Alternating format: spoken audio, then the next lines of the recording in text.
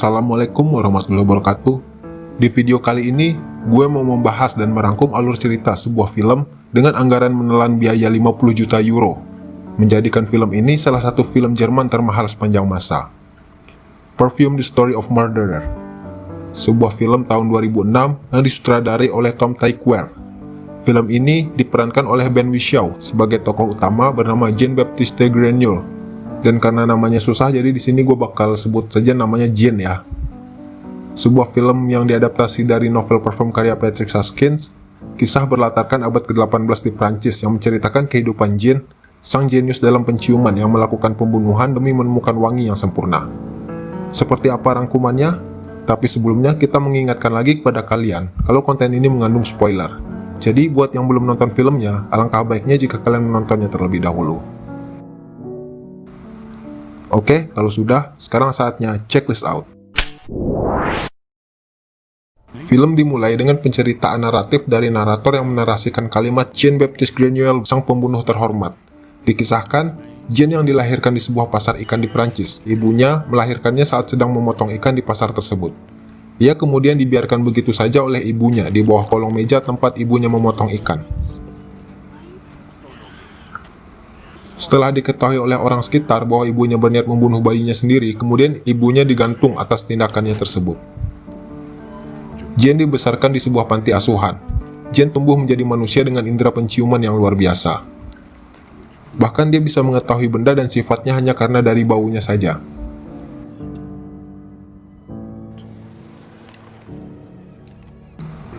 Pada usia dewasa, saat pertama kali ke Paris, ia tertarik dengan aroma seorang wanita berambut merah penjual krem.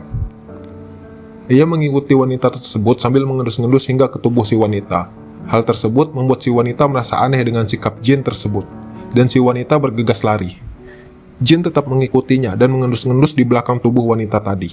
Si wanita terkejut dan ingin menjerit, tetapi dicegahnya dengan menutup mulut si wanita dengan kedua tangannya yang lusuh. Tanpa ia sadari, ternyata wanita itu tewas karena rupanya bukan mulutnya saja yang ditutup, tetapi hidung untuk bernapas juga ditutup oleh tangannya. Karena saking eratnya, si wanita berambut merah tadi akhirnya meregang nyawa dan memudarkan aroma tubuhnya yang begitu membuatnya terkesan. Si Jean menelanjangi si wanita yang telah mati tersebut sambil mengendus-ngendus seluruh tubuhnya untuk menemukan kembali aroma yang istimewa tersebut. Jean dihantui rasa penasaran oleh aroma yang dimiliki oleh si wanita tersebut.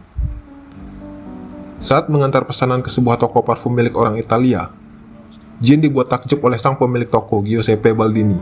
Dengan kemampuan luar biasa yang dimiliki Jean, ia mampu menciptakan parfum dengan mengandalkan kemampuan penciumannya yang super.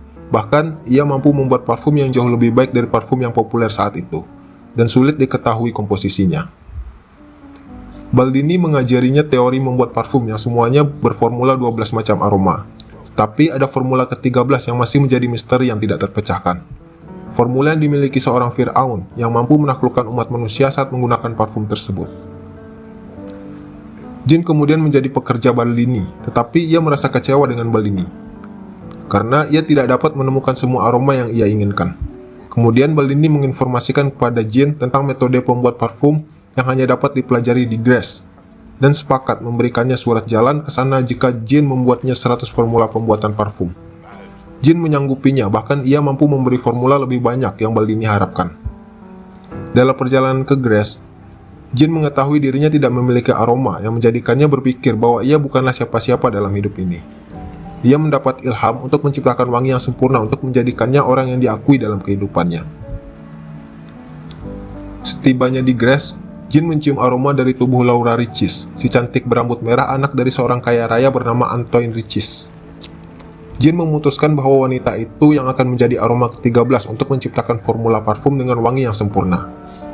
Jean mendapat pekerjaan dari Nyonya Arnaud dan mempelajari metode penyulingan bunga untuk mendapatkan sari aromanya.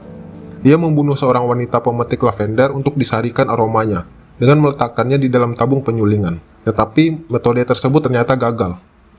Kemudian ia mendekati seorang wanita pekerja seks komersial untuk diambil sari aroma tubuhnya yang terkesan istimewa bagi Jean.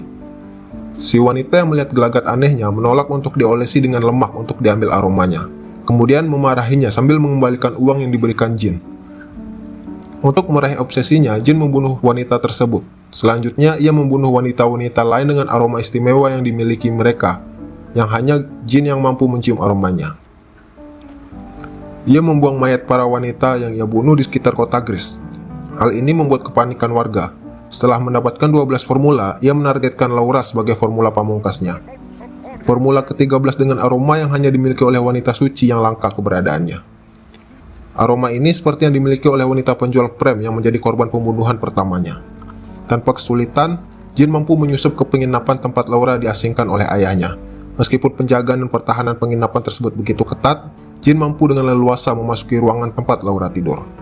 Di sana ia menyarikan aroma tubuh Laura.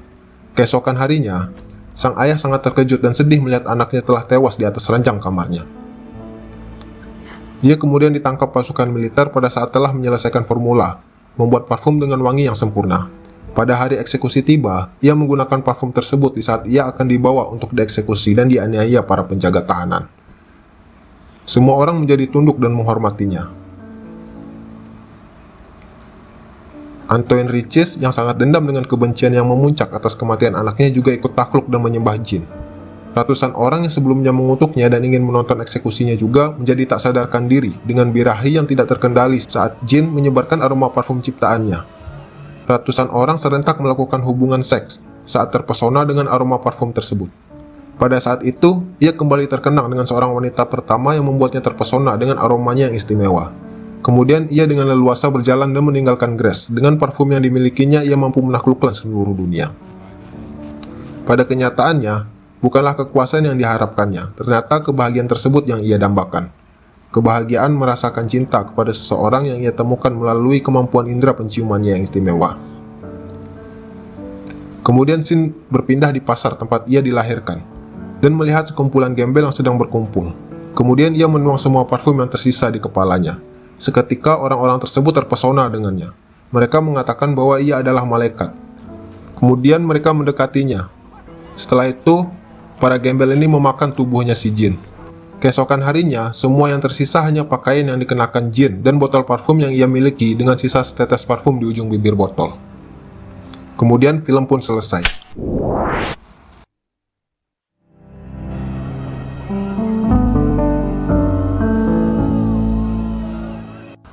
Oke, kisah film ini mengandung etika kehidupan dengan estetika yang tersirat di dalamnya.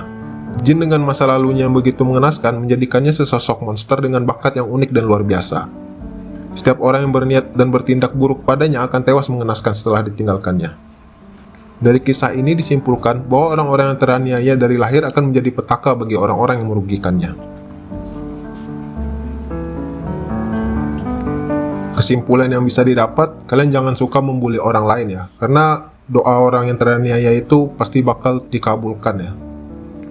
Oke, mungkin sekian dulu untuk video kali ini, sampai jumpa di video selanjutnya dan Assalamualaikum warahmatullahi wabarakatuh.